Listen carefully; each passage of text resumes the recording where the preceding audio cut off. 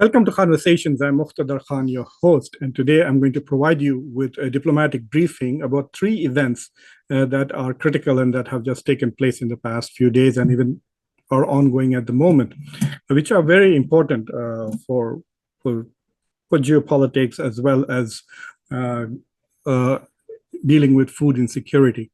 Number one, Erdogan's meeting with Vladimir Putin about the Black Sea grain deal to revive the grain deal from which Putin has withdrawn. So that was one issue that I will be briefing you upon.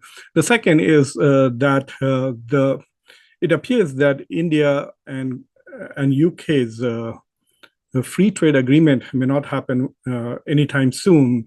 There was some expectations that there would be a big announcement at the G20 summit when Rishi Sunak comes to India.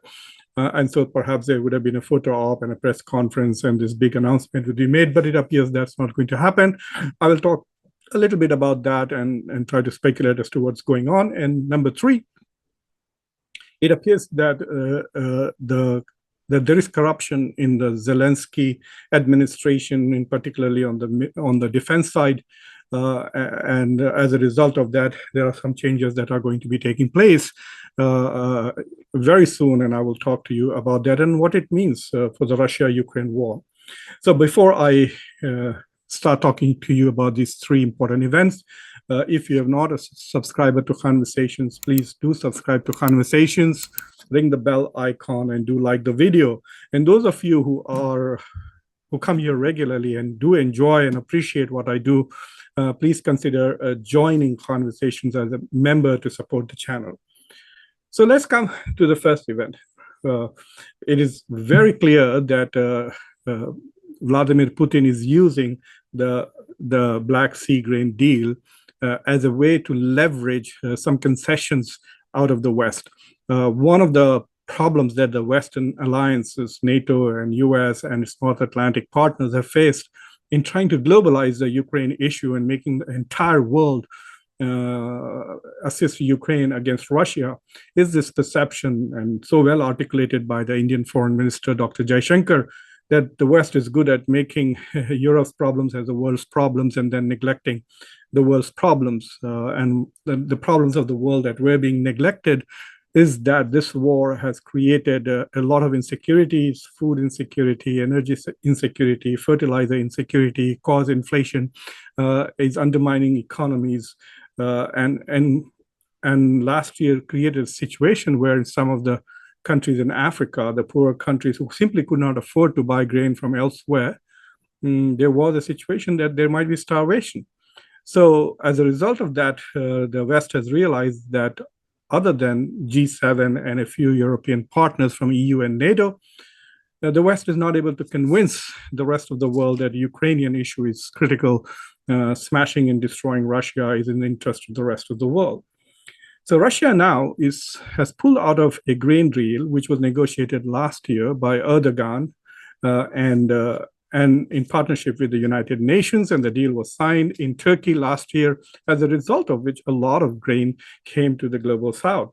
But now Russia has pulled out, saying that while Russia has held up its end of the bargain, allowing Ukrainian grain to go to the market, the West has not kept up with the concomitant requirements, which is to ease sanctions on Russian agricultural products. The West counters by saying that in the last 1 year, Russia has exported far more wheat, for example, than it has ever done so. So its exports have increased. So the West, it is holding up its end of the bargain, but they're not talking about the fact that they had agreed to reduce some sanctions on agricultural exports and have not done so. So it appears that we are looking at the use of essentially hunger in the global south as a bargaining chip between Russia and the West. So Erdogan is in Sochi with Putin, trying to renegotiate and revive this deal. Putin has basically said very clearly that this will not happen unless the West reduces its economic sanctions. The West is unwilling to do that.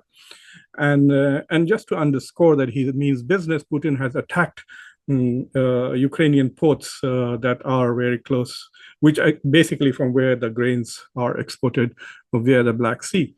So it's not an empty threat. So that is where we are, and Erdogan is trying his best to revive this. What we hear from the discussions is that Putin is simply refusing to move forward unless there is a reduction in sanctions. However, in order to basically undermine or escape consequences of anger and animosity from the global South countries, he's promised to give some free grain to some countries in Africa. He's already done so for some countries, 4 or 5 countries, including Ethiopia in Africa. And so Putin is going to send a few tons, I don't know how much, grain to Turkey, and Turkey will then redistribute that grain in the global South to countries which are in dire need of grain. But it's also interesting, something that has come out from this discussion is that a lot of grain that Ukraine is exporting, more than 50% of that goes to Europe and not to the global South. And so Erdogan has, I guess, added a caveat to it, saying that at least Ukraine should make a concession and send its grain when permitted, or when the deal comes through, a lot more to the global South rather than Europe, which Ukraine is unwilling to do. So I'm puzzled at the moment. So if more than half of Ukrainian exports are going to Europe, then why is Russia being blamed for blocking the food exports from Ukraine to the global South? So that is an interesting question, especially if Russia can step up and make up for the loss of exports from Ukraine. And even India and Saudi Arabia can also export. Not many people know, but I think Saudi Arabia is also an exporter of wheat. So other countries can step up and compensate for the loss of grain from Ukraine. But anyway, that's up to the United Nations to figure it out. So that's where we are. A lot of people are optimistic that Erdogan's mission might bear fruit, and there might be some concessions made on both sides. And so the revised proposal that Turkey and the UN are preparing will come through. So it's very interesting to see that while there are other countries like China and India which talk about being leaders of the global South, it is Turkey here who's batting for the global South, especially trying to find ways to get around the challenges that this war has posed and created, especially food insecurities in the global South. Turkey is able to do this because it has succeeded in managing its friendship with Russia and its alliance with the West. It's very similar to the position that India is in, saying we are Russia's friend, but we're also aligned with the West, and we are also part of the Quad. But it's Turkey which has taken an initiative on this. And because of that, I guess both sides, both Ukraine and Russia, trust Turkey to some extent. Turkey, while keeping its relationship open with Russia, not condemning Russia, and has continued to enjoy some trust with Putin. And then it has not blocked Ukraine's efforts to become part of NATO, and it has sold drones to Ukraine, which have played a decisive role in the war against Russia. So in that sense, Turkey has played both sides of the fence successfully, and therefore is in this position to make this diplomatic deal. Well, let's see what happens. If this deal comes through, then once again, Erdogan will be a more useful partner for the West and a trusted friend for Russia. The second thing that I want to talk to you about is this free trade agreement that Great Britain was to sign with India. Boris Johnson, when he came to India, he made it out that this was perhaps the biggest thing to happen in this century for Britain after Brexit, the biggest thing that was going to compensate for the loss of free access to the European market was access to India, which is a rapidly growing economy, in the world's 5th biggest and soon to be the 3rd largest economy, but also a major importer of many things. So this was suggested that this deal would come through before Diwali last year, which would have been November last year. It didn't happen. There were expectations that when Rishi Sunak comes to India for the G20 summit, which is next weekend, there would be a major announcement of this free trade agreement between Britain and India. And now it appears that that's not happening. It's not on the cards at all, not even close. There are some people who felt that they could come up with a smaller version of it, saying that, okay, here are a list of items on which there can be free trade between the two countries. But insiders are saying that Rishi Sunak feels that if he takes a smaller deal, a token deal, something which is more symbolic than real, then getting a major, all-encompassing free trade agreement would become next to impossible. And therefore, he's not willing to basically take a deal that is kind of a face saver for both countries. But the negotiations are on, and those who are privy to the negotiations are saying that it is unlikely that this free trade agreement will happen by G20, certainly not. Not even by the end of this year. And in fact, they're not even sure whether this will happen before next year's elections. So that is a blow to, especially to England and also to India, which has been working and trying to develop free trade agreements, which are not multilateral trade agreements. So India has stayed out of certain multilateral trade agreements to avoid China.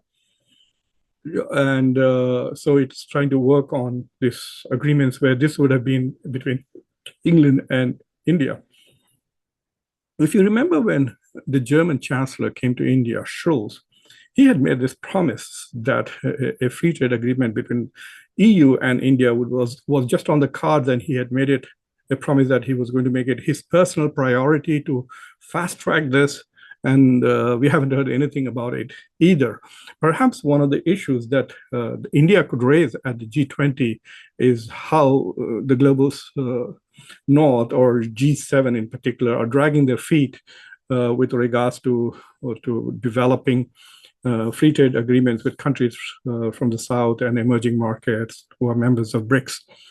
So the second is a bit disappointing to the Indian audiences, that perhaps something that was being looked forward to, this free trade agreement between Great Britain and India, will happen, but not soon. The third thing that is interesting is that there is sudden acknowledgement and public discussion about corruption in Ukraine. You know, when this war started, the West completely changed its narrative and started projecting Ukraine as a champion of democracy. I mean, the way American politicians and Europeans talk about it, you would have thought it is a country of saints, a perfect democracy, perfect in every which way. And if Ukraine fell, that would be the end of democracy. But when you went back and if you looked at the data of, say, 2020, before the war started, you would find that Ukraine was just another hybrid regime, a hybrid government in the same category as Russia and Turkey, with a lot of corruption. It's a kleptocracy. It was a kleptocracy. But anyway, before the war started, it seems that corruption was mostly in other services areas. But now that billions and billions of dollars are coming as military aid and other aids, corruption has moved into the military section. Apparently, corruption is so bad that Zelensky has threatened to treat corruption as treason and prosecute the corrupt, basically court-martial them like in a military. And of course, there's a lot of resistance that would clearly say that this is not a very democratic thing to do.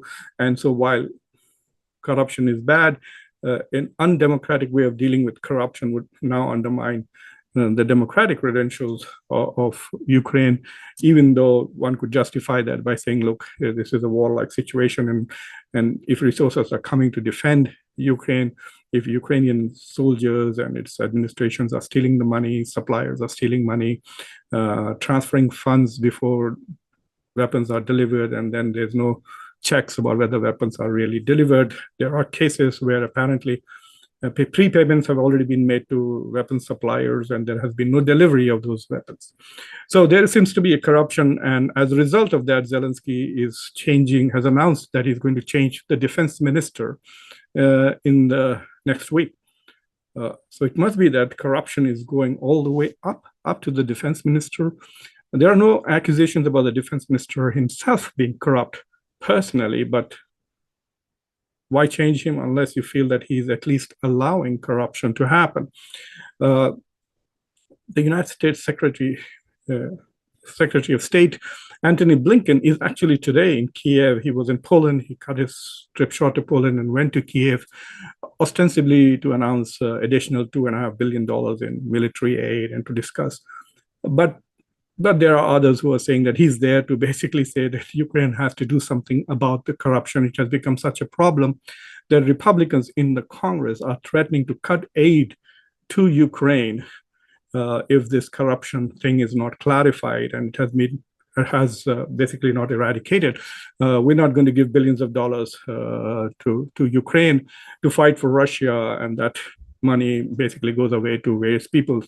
It is amazing as to how Ukraine has become the new Afghanistan.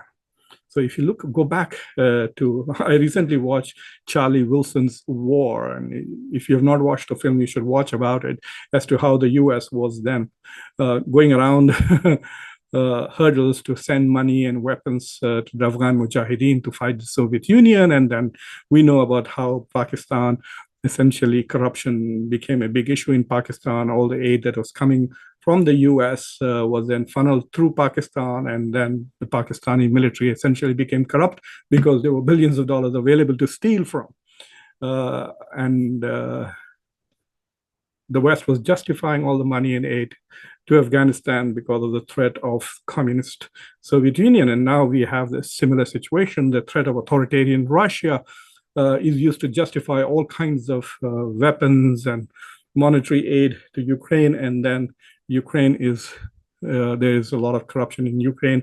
And in fact, the easy availability of so much dollars can be very tempting to an already corrupt system. So we are noticing that there is a lot of corruption. I think that Western intelligence agencies, especially the US intelligence agencies, I bet are fully aware of the corruption that is going on.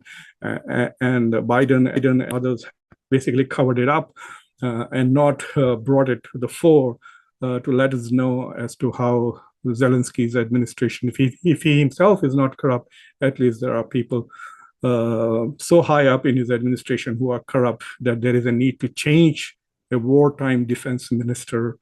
One of the things that we rave about here in the West is the amazing courage and bravery and creativity and innovative way in which Ukraine has been fighting Russia. And the credit, a lot of it should go to the defense minister who's in charge of this defense project. And now he's being asked to leave because there is fear of corruption. So you can imagine what level the corruption must be. So I hope you found this. These are three critical events that have happened this week. And so it's important to be aware of them and see as to what the implications of these events are going forward. So I hope you found this interesting, thought-provoking. So please subscribe to Khanversations, like the video, press the bell icon, and if you love this show, please try and join it and become a member to support it. Until next time, this is Muqtedar Khan, your host. Take care.